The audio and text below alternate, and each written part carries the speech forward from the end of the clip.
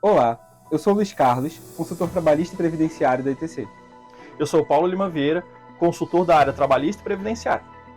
Nessa edição do ITC News em Debate, trataremos sobre a gratificação natalina, o 13º salário, instituído pela Lei 4090 de 62 e pela Lei 4749 de 65. Também trataremos sobre o Decreto 10.854 de 2021, que regulamenta, no caso, o 13º salário.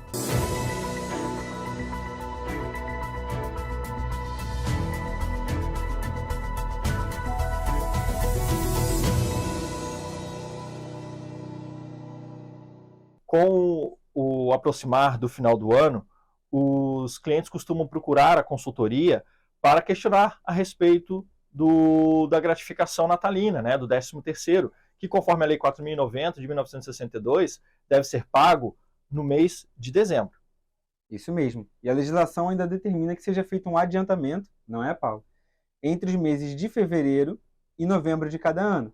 Então, o 13º ele é pago com base na remuneração de dezembro, porém, com o desconto do que foi adiantado até o prazo de 30 de novembro, que seria aí a data limite. As empresas que não efetuarem o pagamento desse adiantamento até o prazo limite estão sujeitas a multa. E embora não haja previsão expressa na legislação a respeito do pagamento da gratificação do 13º em uma única parcela, é importante mencionar que também não há autorização, né? E não podemos deixar de observar a natureza jurídica do pagamento do benefício, que é uma verba de caráter natalino, portanto, pago no mês de dezembro. Luiz, quanto à forma de pagamento, o que a legislação tem a nos dizer? Bom, a lei determina que para cada mês de serviço, para cada mês de trabalho, o empregado fará jus a 1/12 de 13º, considerando-se que a fração de mês superior a 15 dias é computada como mês integral. Então, se o empregado trabalhou mais de 15 dias, ele faz jus àqueles 1/12 de 13º daquele determinado mês, que vai ser pago lá em dezembro. Para quem iniciou as atividades até 17 de janeiro, considerando que de 17 de janeiro até o final de janeiro tem mais de 15 dias, para quem iniciou antes de 17 de janeiro, vai fazer jus ao 13º integral. Agora, aqueles empregados que foram admitidos no curso do ano vão receber o 13º de forma proporcional aos meses trabalhados. Perfeito. E observando aos trabalhadores que tiveram o contrato suspenso, seja por questões de afastamento previdenciário ou ainda por suspensão devido a afastamento militar obrigatório, esse período não conta para fins de 13º salário na proporção. Exatamente, Paulo. Inclusive aqueles trabalhadores que ficaram durante o ano em afastamento por benefício previdenciário por incapacidade farão jus ao recebimento do que a gente chama de abono anual, que é uma espécie de 13º pago pelo INSS com base no valor do benefício devido em dezembro. Já aqueles trabalhadores que receberam salário maternidade durante o curso do ano, a empresa efetuará o pagamento, podendo deduzir das contribuições previdenciárias devidas por ela o valor pago a título de 13º durante o recebimento do benefício. Mas e a base de cálculo do 13º, Paulo? Como é que fica? É utilizado para a base de cálculo do 13º o valor da remuneração de dezembro do empregado. Lembrando que compõe a remuneração do empregado o salário fixo, bem como gratificações ajustadas, percentagens, gorjetas, comissões, né? Valores a título de salários utilidades, que porventura o empregador pague ao empregado, na forma ali do artigo 457 e 458 da CLT. Também compõe a base de cálculo do 13º adicionais de insalubridade e periculosidade, conforme súmula 60 do TST. Para esses adicionais, será feito a média do ano, considerando aí, ainda que o empregado não receba o valor do respectivo adicional no mês do pagamento da gratificação. E em relação a horas extras e adicional noturno? Também fazem base de cálculo, né, sobre esses valores, né, salário hora, hora extra, adicional noturno, sobre todos esses valores também é feito média, observando aí o salário hora do empregado, média da hora do respectivo período sobre o salário hora pago no mês do pagamento O valor do salário no mês do pagamento da gratificação. da gratificação. Exato. Entendi. Perfeito, perfeito. Em relação a essa questão das variáveis, ainda existe muita dúvida em relação a isso, porque na folha de dezembro a gente tem que pagar o 13º até o dia 20. Até o dia 20, a folha de dezembro, obviamente, não está fechada e as parcelas variáveis ainda não podem ser apuradas em função disso. Então, o Decreto 10.854 ele traz a previsão de que deverá ser feito o cálculo com base em 1/11 desses valores, das médias dessas variáveis recebidas, até o mês de novembro, que é o mês anterior ao pagamento. E, posteriormente ao fechamento da folha de dezembro, vai ser feito o reajuste do 13º, agora sim com base em 1/12, né, calculando-se com base na integralidade do 13º, e pagando-se a diferença que for apurada de 13º até o 5º dia útil de janeiro do ano seguinte, que é o prazo para pagamento do salário do trabalhador. A essas diferenças nós chamamos de ajuste do 13º salário, que devem ser pagos até o 5º dia útil de janeiro, na folha de dezembro, conforme Instrução Normativa 2110 de 2022. E aí, pessoal, estão gostando do nosso conteúdo? Se sim, deixem seu like e não esqueçam de seguir a gente nas redes sociais. Mas e aí, Paulo, como que fica a questão das obrigações acessórias correlatas ao 13º salário? Afinal de contas, nossos clientes perguntam quase que diariamente aí sobre questões relacionadas ao e-social, né, as obrigações acessórias, as escriturações digitais, e o e-social, o 13º salário, ele é informado, né, nessas escriturações. É verdade. Quanto ao e-social, o empregador ele terá basicamente duas informações a serem feitas. Uma referente à informação mensal, dezembro, e outra informação referente à informação anual, que é 2022. Tá? Ambas as informações carregarão o evento S1200, tá? Contendo a remuneração, obviamente, uma de dezembro, a outra referente ao pagamento da gratificação natalina. Ou seja, o 13º ele vai na informação anual. É importante destacar aqui, não há uma competência 13, é período de apuração 2022. Lembrando que para informação do evento S1200 do e-social anual, constará o destaque do adiantamento feito, o desconto do adiantamento feito em novembro. Tá? E o prazo para informação desse evento é dia 20 de dezembro de 2022.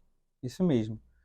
Lembrando também, né, isso merece um destaque, que quando o contribuinte for fazer a informação do 13º anual, ele vai fazer a informação do valor total pago de 13º e ainda vai informar o valor adiantado também de 13º ali até a competência novembro, porque o e-social vai fazer a dedução do adiantamento em relação ao valor total de 13º que está sendo pago.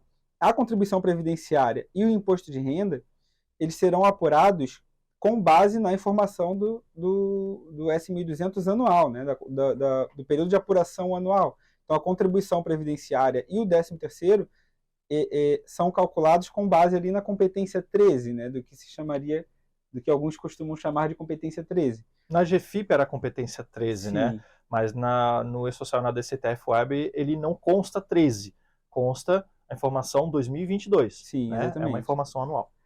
Já o FGTS, ele é apurado com base nas diferenças, levando-se em consideração, né, que ele incide sobre as duas parcelas do 13º, tanto o adiantamento quanto o pagamento em dezembro. Quando do pagamento em dezembro, ele vai ser calculado somente sobre a diferença do que ficou faltando ali de 13º a ser pago.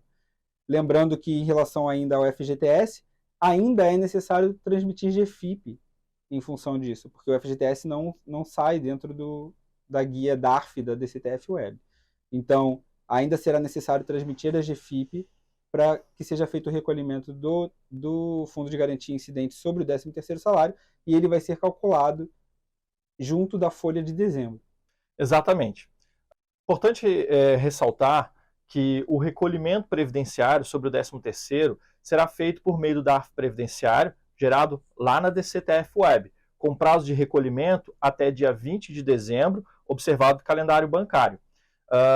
Também temos que observar em relação ao FGTS, que como você já colocou, o recolhimento, a guia GRF será gerada por meio da GFIP, nas competências em que houve o pagamento, ou seja, o 13º adiantamento, houve o recolhimento por meio da GFIP, competência novembro, se foi pago em novembro, e o do 13º integral, considerando as suas ponderações, será na competência na folha de dezembro, competência dezembro. Isso é importante observar. Não há guia GRF de competência 13. Perfeito, Paulo. Em relação ao imposto de renda, é importante destacar que a tributação vai se dar de forma exclusiva, ou seja, separadamente dos demais rendimentos da folha de pagamento, aplicando-se a tabela com as alíquotas progressivas e as parcelas a deduzir do mês do pagamento. Vale lembrar que o fato gerador aqui ocorre no mês do pagamento da segunda parcela e o recolhimento vai se dar por meio de guia DARF. E o vencimento é até o dia 20 do mês subsequente ao pagamento. Quanto ao empregador doméstico, é importante aqui destacar que ele fará o recolhimento por meio da guia DAI dos tributos a título de imposto de renda, FGTS e previdenciário, gerado lá no E-Social doméstico.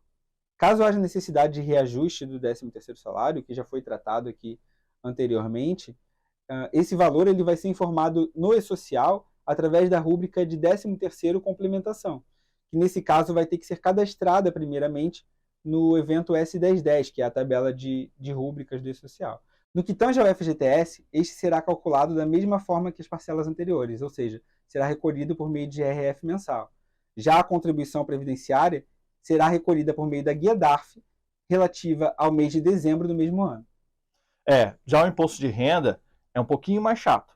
Vamos ter que somar todos os valores devidos do 13º calculados sobre a tabela da alíquota do mês da quitação, tá? E será abatido posterior a isso o valor do imposto de renda que já havia sido recolhido. Outra questão que temos que reforçar é sobre a DCTF Web anual. E aí, é obrigado o envio ou não? A DCTF Web anual, ela vai ser gerada a partir das informações transmitidas pelo E-Social, relacionadas à competência anual, né, ao período de apuração anual, que é o 13º salário, e ela vai ficar como categoria 13º salário. E os passos para a transmissão dessa DCTF Web são os mesmos passos da transmissão mensal da DCTF Web, ou seja, ela vai ficar como em andamento e após a transmissão com sucesso, ela passa a constar como ativa no sistema. Vale ressaltar que o prazo para o envio para essa DCTF Web anual também é o dia 20 de dezembro, após a transmissão das informações para o E-Social. Mas, Paulo, e em relação à situação sem movimento da DCTF Web, como que fica? Quanto a isso, o manual da DCTF Web ele é claro, né? Não existe obrigação de fazer o envio da DCTF Web anual sem movimento, né? Então, as empresas que se encontrarem sem fato gerador, nesse período, estarão dispensadas de prestar essa informação. Já em relação à GFIP, como já visto, o recolhimento do FGTS vai se dar por meio de GRF gerada a partir do CFIP. Porém, como as contribuições previdenciárias, né, a parte previdenciária da GFIP foi substituída pela DCTF Web, por força da Instrução Normativa 2005 de 2021, que trata da DCTF Web, a GFIP sem movimento também não precisa ser transmitida caso a empresa não tenha colaboradores. É isso aí. Encerramos por aqui. Esperamos que tenham gostado do nosso debate e até a próxima. Tchau, tchau.